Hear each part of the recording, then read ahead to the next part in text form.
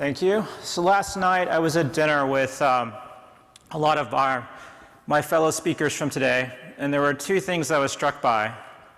The first is I'm really glad I'm going first and I don't have to follow any of these people because they do amazing work, and my talk's going to be probably relatively boring compared to that. I don't have any real photos or pictures or anything like that. The second thing I was struck by is that we use the same tools to wildly divergent purposes, right? And to work with wildly divergent stakeholder groups. And that's what TIDE is really about, right? TIDE is about bringing together all these different experts and artists, creators, technologists to talk about how we create experiences. And specifically, we're talking about integrated experiences. So that's the application of digital and physical technologies at human scale. That's kind of how I define this space that we work in. It's about storytelling at human scale. So we're a very broadly interdisciplinary group, artists, musicians, technologists, as Jeff just pointed out. And when you add into our stakeholder group, a larger stakeholder group of the people we work with, the people we work for sometimes, sponsors, et cetera, it gets crazy. And it's a world now where we all talk about experience, we all talk about technology, and everybody's a little bit of an expert in all of those things. And so we start using words. And these words sometimes come back at you, and you're using a term, and maybe sometimes it comes back and you're like, I'm not so sure that that's the right meaning of that word. But probably it is. From their context, it is actually the right meaning. And that's one of the problems we have, is we have a lot of shared terms that end up being like dialects. They're used in very different ways. So these words sometimes are hard to define. And it's easy to say, well, we need to reach a common definition. But really, does that have value? Do we want to rob the words and their sort of specialist domain of that meaning? Or do we want to maybe elevate our conversation and step back and approach it in a different way and really find a way to get all of these different viewpoints to contribute to where we're going? So I think we're probably all designers in this room in some way or shape, even if we're not designers in title or in job role. But largely what we do is we listen, we lead conversations, we distill it, we articulate it back, and we propose things. And we use frameworks, we use patterns to advance that conversation. So for me, what I do is when I'm faced with this problem of a really divergent stakeholder group that can't agree on certain words, certain terms, my first impulse was I need to create a map, or I need to create some sort of framework for driving this conversation forward so we can elevate it. So this is what I did. I took a bunch of terms. I didn't start quite here. I took a bunch of terms one day, threw them on a slide, and walked into a meeting, and I said, we're trying to get somewhere between here and here, or here and here, but can you point to where you want to be? And it gave us a way of starting to get away from things like interaction, which is something that a lot of people say, well, we need it to be more interactive.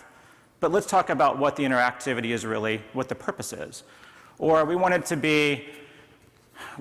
an LED display. Well, before we jump down the road of what it's going to be, let's talk about, are we trying to do something that's emotive or that's informational? Because that guides us in different ways about the materiality.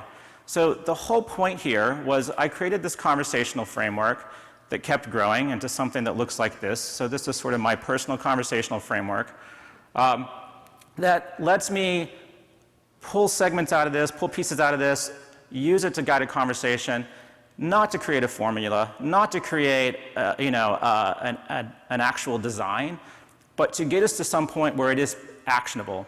So I think this is very kind of strategic in the sense that we're largely defining a strategy that we can talk about in a way that's not just resorting to buzzwords. It's a bit more qualitative, and hopefully it drives a better understanding.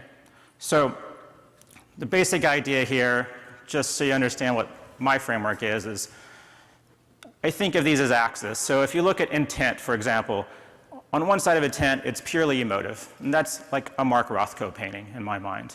On the other side, it's purely informational, and that's something more like, the flights on the board at the airport. So it's just pure information. Generally, we're landing somewhere in the middle. But it's useful to have this kind of level setting, I think, to guide a conversation to the next step. Okay, what's our intent? Now we can start to talk about more specific pieces. And I'm not going to go through all these different parts. There's actually an article on the Tide website if you really want to read all my wordy nerding out around this kind of thing. But I think there's a few things that are kind of important to think about today as we talk about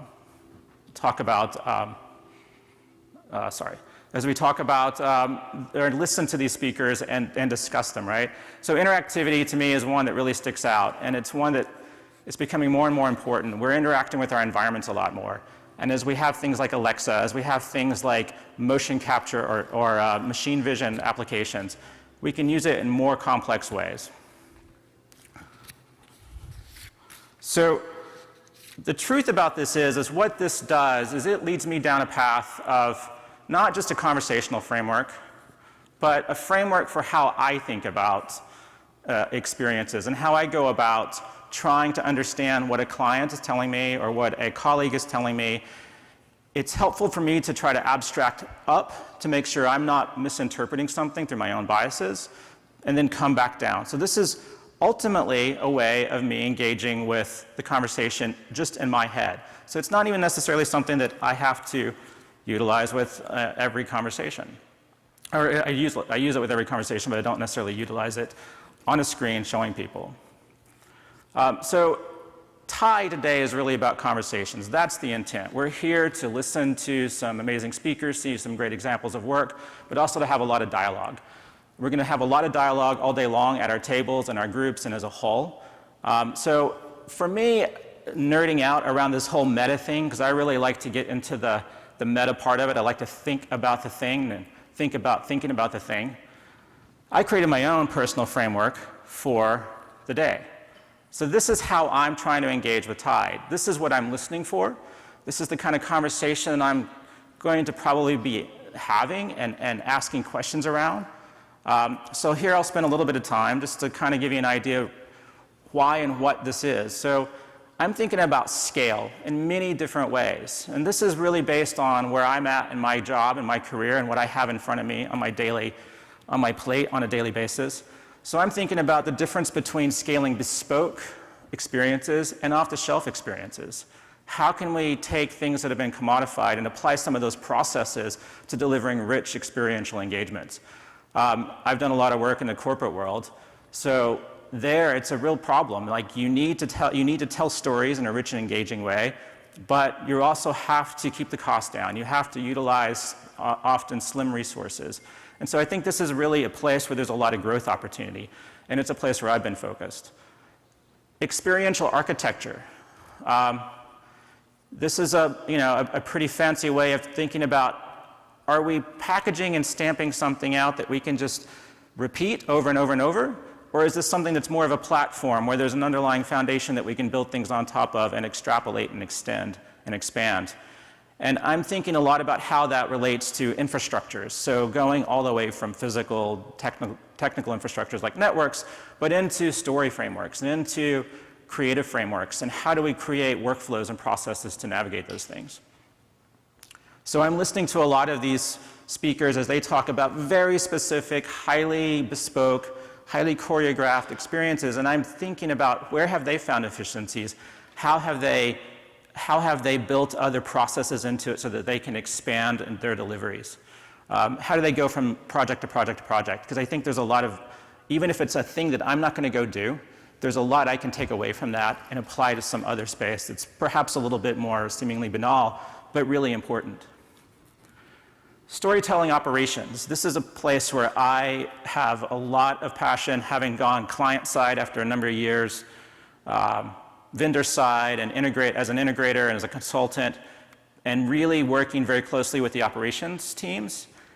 I feel like a lot of times they're left out, and it's not just the operations of AV technicians and people supporting space, but the users, the storytellers. How can we remove some of the friction from their storytelling requirements? How can we empower them directly? And then experiential drivers, This is a thing that I'm always really curious about. Like, why are we building this? Is this art? Is this inspiration? And I have to do it because I'm compelled to? And as an artist, that's a valid, it's a very valid reason. And often it's a reason why I go do things that, that don't have any other inherent value. But there's other times where it really can be tied down to bottom line commercial values and justified in business terms. So I always think it's interesting to look at things that seemingly, that might at first seem sort of like extraneous and just nice to haves, but actually can be justified and have real value going forward. So I'm running a little ahead, but I think this is the way I'm approaching today. You all have on your table, you have some index cards, you have markers and pens. What we'd really like you to do is to take that and create your own conversational framework for the day. What is it that you're thinking about? What are the big parts of your job that you come here to hear inspiration for? What is it that you're trying to understand? And then we're going to take a few minutes. You're going to talk with everybody at your table, compare notes, and see, what common areas do you have, what common concerns, but also what are those sort of outliers that you go, oh yeah, that's actually really interesting. I hadn't thought about that, but that could really impact my job or my work. So this is your moment. Take a few minutes and create your own conversational framework for the day. And thank you very much.